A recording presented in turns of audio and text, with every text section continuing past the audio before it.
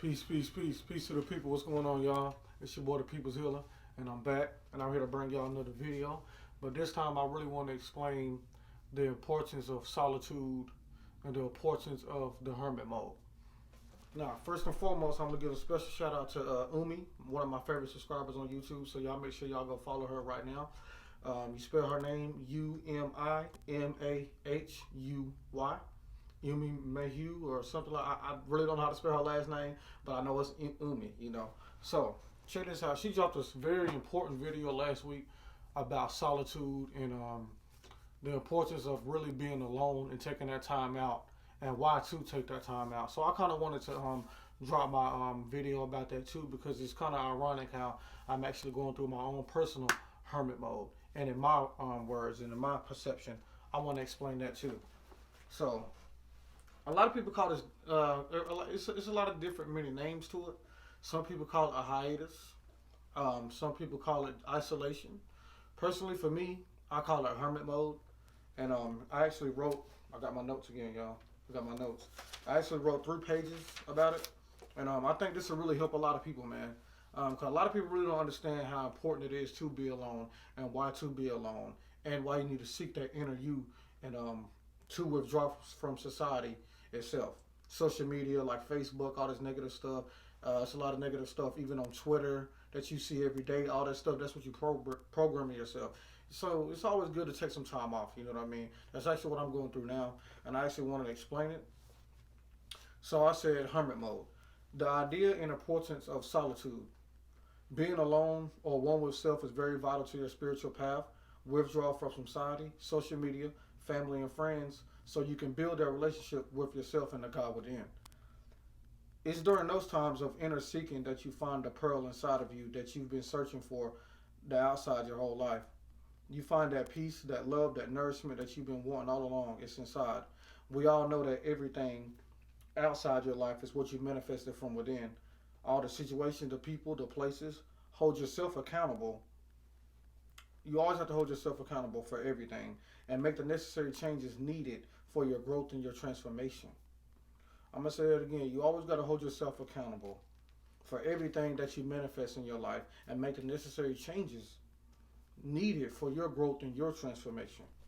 After you do that and you return, utilize your discernment dealing with society. It's easier to choose who to let in your vortex, aka your space, because when you were alone and in solitude, you was aware of your energy and the energy that you wanted and needed for yourself. So when someone come around you and they don't, fulfill that same vibe or peace, you won't feel bad for cutting ties or cutting them off, or even burning bridges with them. They should understand that you working on yourself, because we all should be working on ourselves. See what I'm saying? So, and they should always want the best for you if they love you anyway. So always take the time to get to know who you are and love yourself. Life will be much more peaceful. So activate your hermit mode when necessary, or your hiatus, or whatever you want to call it, isolation mode. Do it when necessary. But I really want to go into detail about the moments of being alone, because a lot of people have a hard time with that. Like, a lot of people, will be alone and actually feel lonely. You're never really lonely. It's always a God within you. There's always spirit guides, spirit messages. You have to be consciously and spiritually inclined enough to see that. But a lot of people have a hard time being alone, because society don't teach us how to think for ourselves, or they don't teach us how to heal. And in these moments of inner workings is the time of healing. So, I learned a lot from separation, because I was in the military. Separation is what I experienced, being away from my loved ones, my family, society itself. You have to face yourself. You have to face your darkness. You have to face your anxiety, all your ideas and all that type of stuff. But you have to cope with it, That's what I learned. And I want to share that with y'all. So I took that same ideology when I came back to the civilian life, when I felt overwhelmed or when I needed a break in general, aka my hermit mode, of course. I coped with it, and I learned my biggest fears. I realized what I was programming into my brain, and I realized that it was kind of unhealthy. And since it was unhealthy, I had to get rid of it. You always have to go through these times of realizing what it is you put into your brain every day. You wake up, do you check your phone? Do you wake up, do you write? Do you wake up, do you thank, God? Do you thank, yourself for getting where you are? What do you do when you first wake up? That's very important, because we know the first 20 minutes of our day pretty much shapes our day. So with that being said, when you wake up, being blissful, be in bliss mode, be happy, be thankful for what you got, be grateful for now, the power of now. Write something down. Write what you're thankful for. Or write something you want to accomplish today. You know, if accomplishing a goal makes you feel good, then write down a goal. Or, you know, find out what your soul mission and your soul purpose is. And keep writing it down. Keep thinking about it until you resonate with whatever you wrote down, whatever you're thinking about. You know what I mean? All right, now, where was I? Yeah, so I was programming a lot of stuff into my brain on how to ask myself, was it healthy? And it wasn't, so I had to get rid of it. So I ask y'all to do the same thing. You only should allow positive energy and uplifting thoughts into your brain anyway. And when you train your mind to be like this, it's easier to manifest great things. To a high degree, we are what we think, aka our perception. AKA our perception, right? We are what we think, our perception on life or whatever.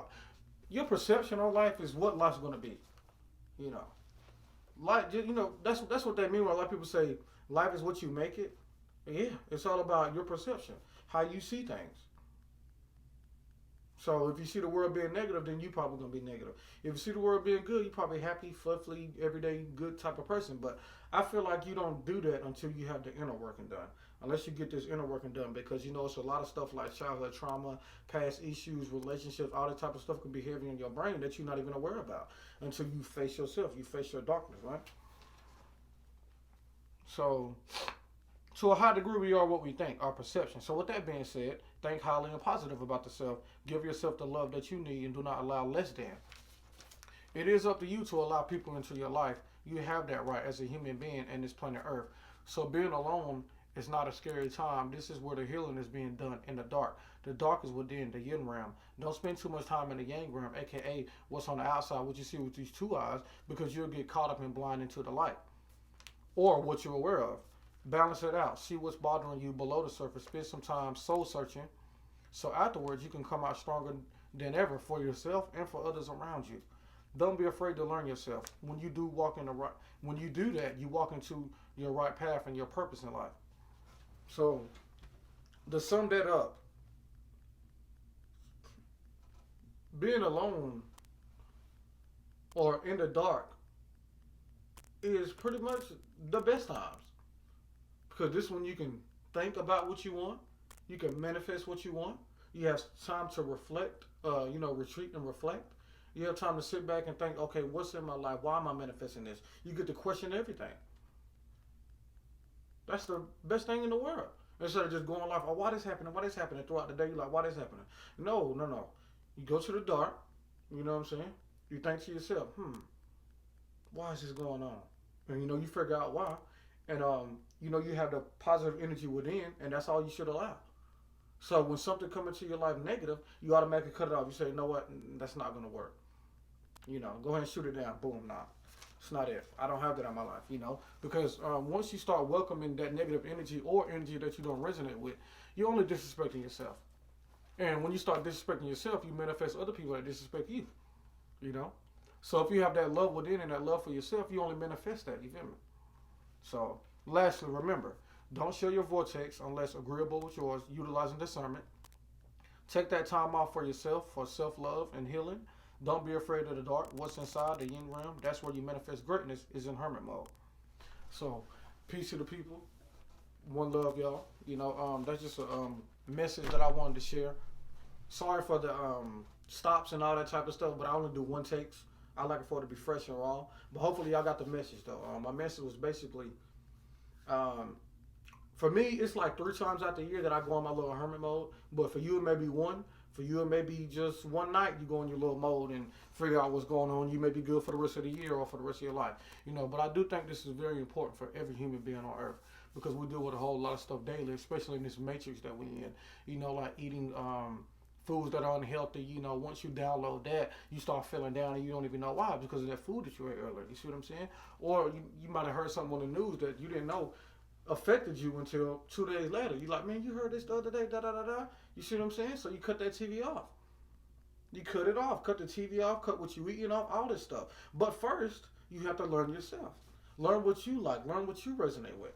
Some people resonate with the news. Some people can watch the news and not be affected. Other people are too sensitive. Some people can eat raw foods and be okay with it. You see what I'm saying? And know what they doing, why they eating that. You know, some people know how to eat bacon and know that, okay, this is going to make me have a greedy demeanor or a greedy attitude. And I do want to make some money today, so I'm going to eat this bacon. You see what I'm saying? And then you have people that are vegan-like and stuff. They eat plants and stuff like that. A lot of green foods instead of greasy foods. A lot of foods that give you life. So throughout the day, they feel fulfilled. You know, they have life within them. So this is the importance of just knowing yourself. The first step to spirituality is self-knowledge. Knowing yourself. That connects you to yourself, to your higher self, to the higher source. And once you do that, you can't be beat. So, yeah, peace to y'all. One love. Thanks to all my subscribers. Thanks to all everybody that pushed me to do videos. Everybody that pushed me daily. Thank you so much, man. Y'all know how much it means to me. But I appreciate that. In 2020, we got a whole lot. 2020, oh my goodness, there's so much going on. I can't wait. So, see y'all.